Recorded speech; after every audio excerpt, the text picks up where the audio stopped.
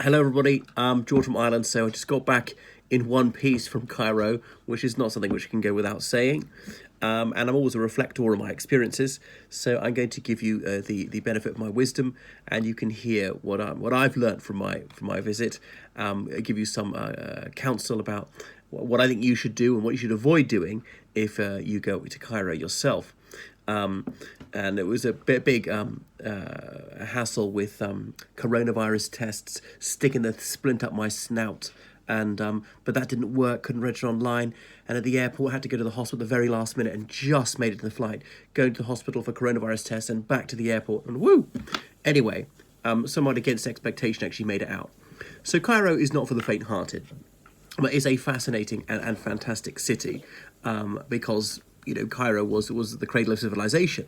Egyptian civilization is so ancient. I mean, depends what you think it is. I don't think civilization is indefinable. It would have to mean that there's a certain level of scientific knowledge, of cultural prowess and accomplishment. Egypt is arguably the second country in the world to really be a country, achieving reification by having a polity, having one monarch rule the whole of Egypt. They cared about the Nile Valley and not much beyond it. The second country in the world to have writing, have some kind of a national identity.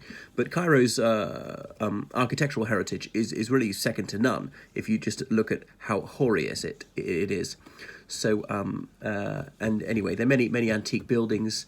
The pyramids, well, they hardly need an introduction. And there are many ancient mosques. There are churches which go back almost to the time of Christ. There's synagogues which are almost as old. There's even the Roman Forum, the remains of ancient Roman Cairo, because so many empires have passed through there, from the Romans, well, to Egyptian dynasties which were partly of Greek stock, to the various Islamic dynasties like the Fatimids, the Abbasids, the Umayyads. And then the Ottoman Empire was there, the French Empire, the British Empire, and Germany very briefly got a bit of the edge of Egypt.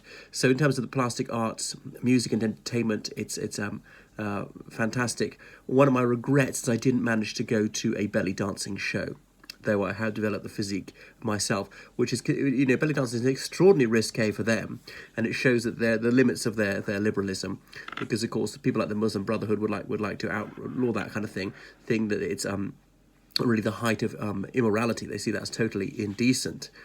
But they might be okay with this as an all-female audience.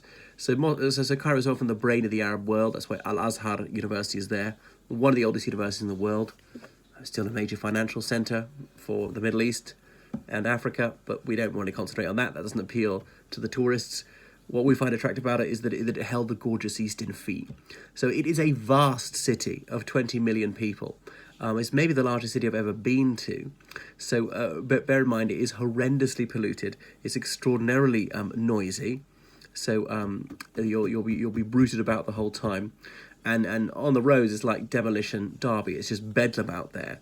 So crossing the street, you take your life in your hands. And I'm very glad I got back with all four limbs intact.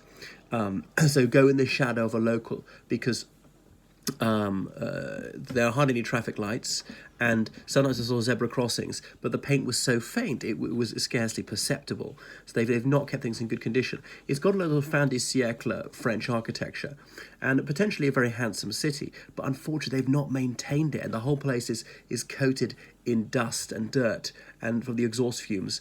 Though it's quite sunny, not as much sunlight reached you because it's just so incredibly polluted. Above the city, you see this haze of smog, and it's going to be very bad for your skin, so take whatever creams you need to do. If you've got respiratory problems, don't stay very long in Cairo. That's one of the reasons why they've been ravaged by coronavirus, because they're often very, very poor state of respiratory health because of the traffic. I'm not sure they're still using leaded petrol or something, or just far too many automobiles, because now people can afford them. The population's increased threefold since the first time I was there, plus cars have become more affordable, and they become wealthier, the Egyptians. So if people are crossing the street, go with them. There's safety in numbers. You're more visible to the cars, and then have them forward of you, a bit to your right, so that they will take the hit if a car is coming, something like that. So it's quite risky. I remember, obviously, Friday and Saturday people usually aren't working, Now, by late afternoon, it's quite busy, so go out early, enjoy that. All right to walk early because it's so horrendous contending with the traffic each day. People on Friday and Saturday, if possible, don't go out on the roads. Anyway, so there are lots of stray curs in the street. If you're a kinophobe, that'll be a bit of a problem for you. So watch out. But none of them even barked at me. So bear in mind that. But there's a hit list of wonderful things to see. Obviously, the pyramids, not just the great ones at Giza, various ones at Saqqara and elsewhere, like the Blue Mosque, Al Azhar Mosque, the Sultan Pasha Mosque. You could go to the Rifai Mosque, where the Shah of Iran and King Farouk are interred. Going to Al Azhar Gardens, possibly the City of the Dead, just passed by. I was warned not to go there, saying that there's some people who are in absolute penury there, might well rob you. The Citadel, we saw a bit of that. There are various museums. There's a military museum, which I didn't bother with. The Egyptian Museum, of course. Take a cruise on the Nile. I think a daytime one, a longer one, would have been better, actually. There are lots of churches to see, a couple of synagogues even, though only one is, scarcely even functioning. And that's it. Cairene taxi drivers are largely a loathsome breed, and they speak very little English. So, I've got a bit of pidgin Arabic, which is scarcely enough to get by. You're going to have to haggle. They almost never use meters. If you get an Egyptian friend to sort it out for you, that's okay. I didn't find the hotel was not particularly helpful, but if you can hire a driver for the day, it may well be worth it. Paying a few hundred Egyptian pounds to have the use of this person for 8 hours, drive me here, stop there, I'm going to see this, come back 2 hours later, drive me to the next place, and not having to worry about finding a taxi. Uber does function, by the way. So you need, as proper prior planning prevents poor performance, or fail to prepare to fail. So do your homework, find out the information. Going on an organised tour, it'll cost you a bit, but it might be worth it because you'll get there, it'll be convenient, there'll be no aggro, and you're not going to be ripped off. You will actually get into the place. Handing of money for the pyramids to these people, I didn't really know who they were. I was a bit suspicious about it. I didn't trust my gut instinct, but the tickets did actually get me into the place. Slightly worried that there would be no tickets, there would be a dud or something. And then what legal recourse would I have? You're going to have to haggle. You'll see the prices are very seldom advertised. No labels. So don't pay the first price they ask for, okay? They'll try it on you. They're asking some astronomical price. Like from the airport, said to the air steward, well, how much is it going to cost to get to this hospital for my coronavirus test? He said 15 Egyptian pounds, but they'll try it on with you. And yeah, they did try to scam me. This woman quoted me 300, so 20 times the typical price. I had to pay a bit over the odds, but nothing like 300. Nothing about female visitors, as I would say, err on the side of modesty. Don't show any leg. I would cover from your throat to your ankles, ideally even long sleeves.